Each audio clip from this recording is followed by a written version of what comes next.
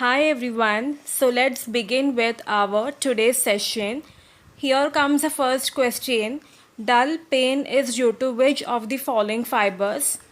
A fibers, delta fibers, B fibers, or it's C fibers? The answer is C fibers. A and C fibers are present in a pulp of a tooth, of which A fibers conduct rapid and sharp pain sensations, and it belongs to the myelinated group of fibers. Myelinated group of fibers means the nerve fiber which consists of myelin sheath. The myelin sheath is made up of proteins and fatty substances. The myelin sheath allows the transmission of electrical impulses very quickly and efficiently along the nerve cells. So here you can see the myelin sheath. Okay. The C fibers are comparatively thinner and unmyelinated. The next question is, which of the following antibiotics act by inhibiting the cell wall synthesis? Cefepime, aminoglycosides, erythromycin, or doxycycline? The answer is cefepime. Cefepime is a broad spectrum antibiotic which belongs to the group of cephalosporin.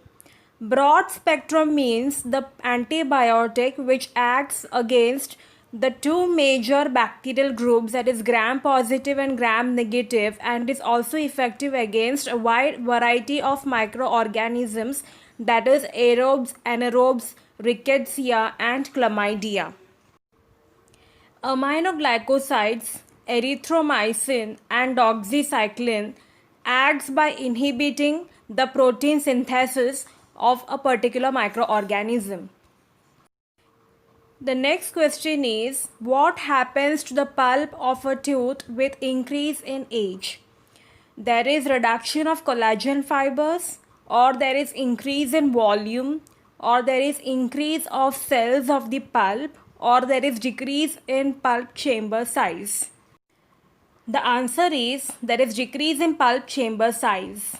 As you know, the pulp is made up of the cells and the matrix.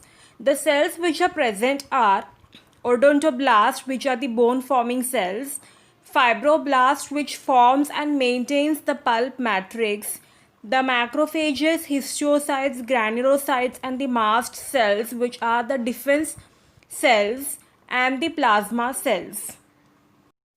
And the fibers are collagen types 1 and 2 and fibronectin. The ground substances which are present in the pulp are glycosaminoglycans, chondroitin sulfate and proteoglycan, of which the glycosaminoglycans and chondroitin sulfate helps in the process of mineralization. So as the age of the person increases, obviously the cells of a pulp will die, which eventually decreases the number of cells in pulp. What happens to the surviving fibroblast then? It responds by producing more amount of fibrous matrix, that is increased type 1 over type 2 collagen fibers, but less ground substances which contains less water. Means there is increased number of fibrous matrix, whereas there is decreased amount of ground substance. So what will happen is there will be eventually decrease in volume and increase in fibrous cells. Okay. So with age, the pulp becomes less cellular, as I have explained to you, and there is over reduction in volume due to continuous deposition of the secondary or the reactive dentin. So this is how it justifies the question. Moving on to the next question, the polyether impression materials are less stable dimensionally than polysulfide, or are less stiff than polysulfide, or can absorb water and swells if it is stored in water, or all of the options are correct. The answer is it can absorb water and swells if stored in water. So polyether impression materials are elastic type of impression materials, and moreover they are thixotropic.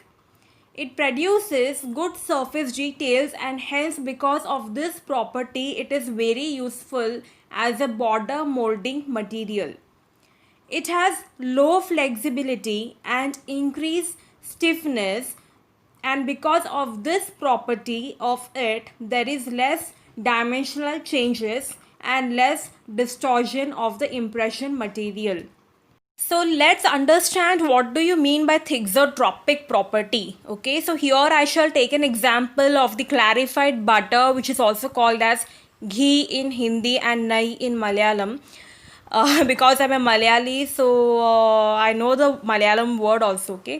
So what its original form is somewhat sticky or solid consistency, right? But when it is heated, its form gets changes, that is it flows and becomes a liquid consistency. But after some time it regains its original form, that is a sticky or the solid consistency. So this is actually what it means and what I have written in this slide. I hope you must have understood this. So thanking all my dear friends for watching today's video. Please do not forget to like and share if you have really enjoyed my videos, and also more important is to give your valuable feedbacks. So see you next time. Take care. Bye.